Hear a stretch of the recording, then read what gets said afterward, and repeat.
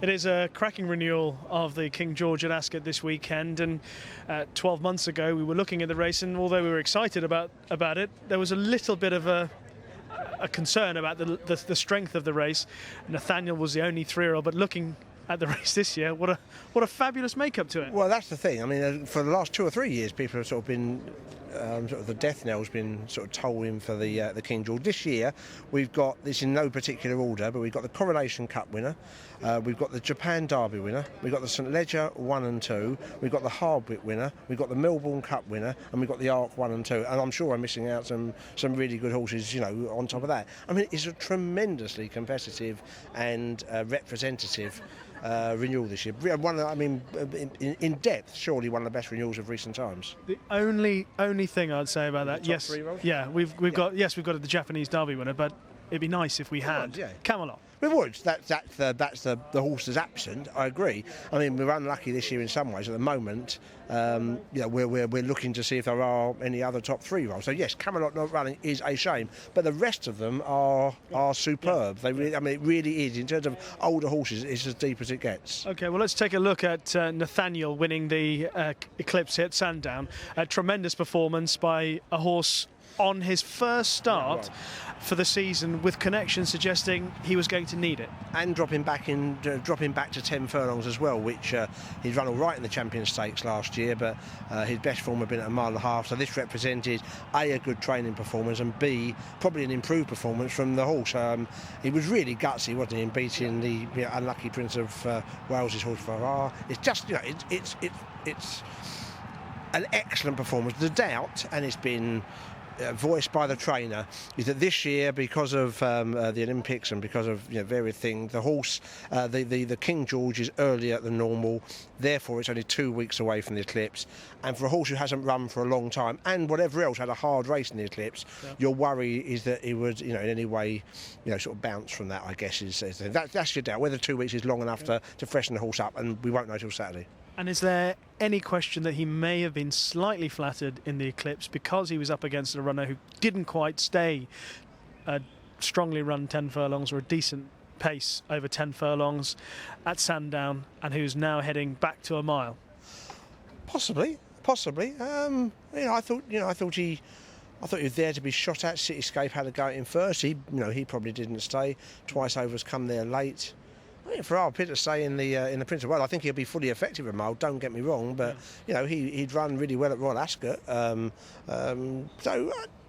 I'd rather say I think it was a very good performance from a horse who previously had looked to want a 1.5 miles to show off his best. I thought it was a really good effort, and he will at least have his ground. He does like cutting the ground. He will at least still have that on Saturday. Okay. As Steve highlighted, the major doubt about Nathaniel is the fact that there's a short gap between the Eclipse and the King George. Now, Sea Moon has had a really nice build-up since his return to action this season. A horse of immense promise last year. He returned to action at Goodwood on May the 26th and scrambled to victory on this occasion, Steve, but clearly things didn't suit him that day, and he has proved himself a much better horse at Royal Ascot since. Very much. I think Ryan Moore reported that he didn't really like making his own running this day, and that may well be the case. But whatever, the horse you saw win the Hardwick this year from Dunadan was a completely different horse. And it's interesting. It's one of those races you can argue either way. There's people who are emphatic that Sea Moon has shot a really good turn of foot to win the Hardwick, travelled really well.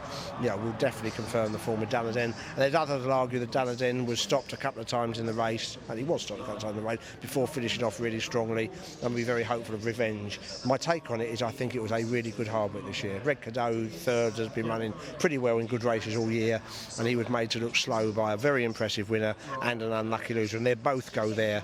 They're the Hardwick winner and a Melbourne Cup winner. They both go to Ascot, I think, with real chances. I know we spoke about what you thought might be Sea Moon's best trip earlier in the year.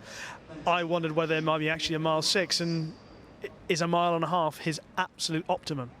Well, he's travelled beautifully at Ascot. I mean, he's certainly. I suspect it's academic. He's going to be campaigned at a 1.5 miles, and they'd love, I'm sure, to campaign him over shorter if they could as well. Because that's just the nature of things with breeding. But you couldn't watch the Hardwick and not think he's fully effective at 1.5 miles the way he travelled. Well, a horse who's proved himself one of the best over a 1.5 miles in the world is Sir Nicholas Abbey, an impressive winner of the Breeders' Cup Turf last year. He repeated his success in the Coronation Cup at Epsom back in June, and this was arguably one of his most impressive performances so far. I definitely agree. I thought it was really impressive, and he is a top-class horse. There's no question about that, and he's fully lived up to the early promise he showed as a 2-year-old. It was almost his complete coming of age, I think.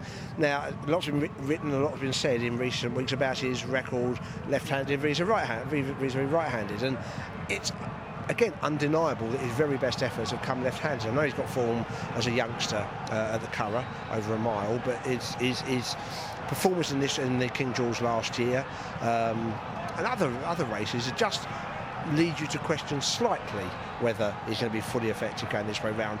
I mean, to be fair, until he won that race, when you see last year's Coronation, he appeared not to be terrifically happy at Epsom, and yet this year, a year on, he went round it beautifully. He might just be a horse who's just really thriving again, and for what all these problems are behind him.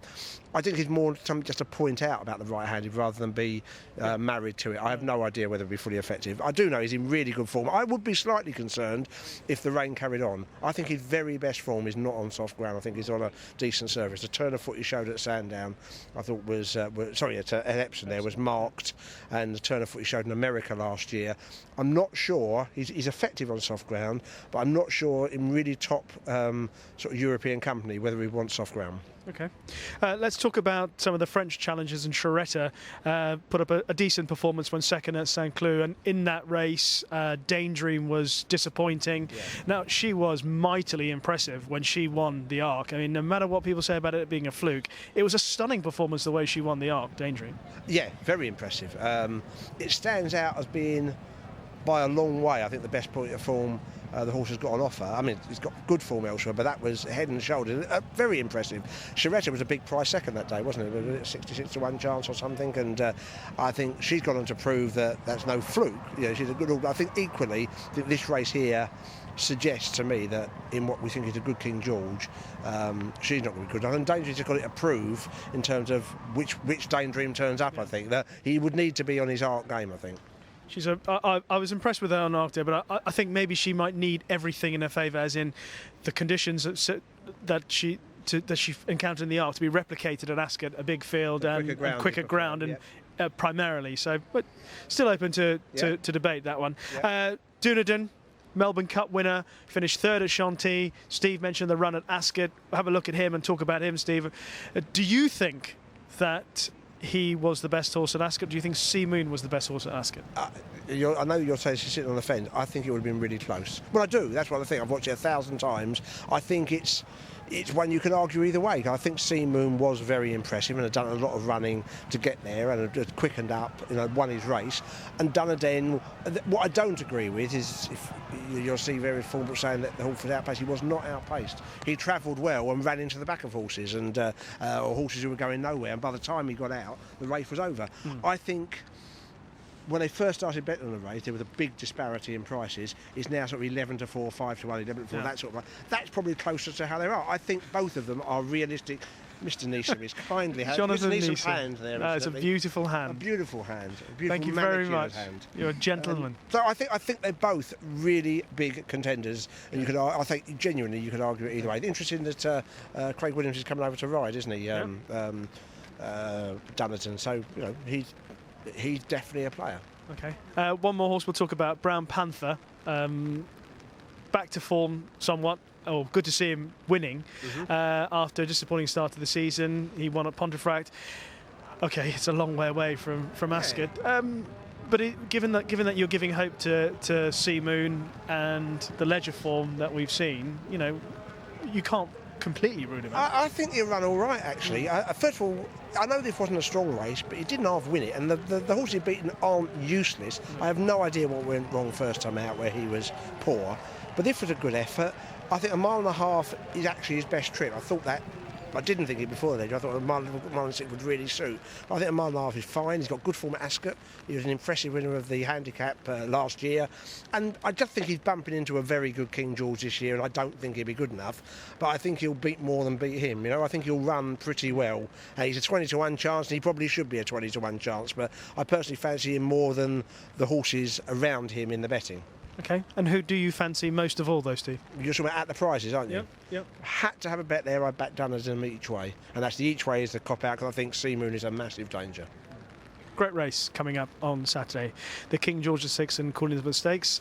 Nathaniel, the 5-2 favourites. Nicholas Abbey and Sea Moon, 11-4, 5-1. The Melbourne Cup winner, Dunadan. Arc winner, Daydream, 8s. Japanese Derby winner, Deep Brillante, 16s. Reliable Man, 16s. Brown Panther, 20s. The Ledger winner, Masked Marvel, 20s. 25-1 Charetta. The Pacemakers, big prices. Fascinating to see what happens.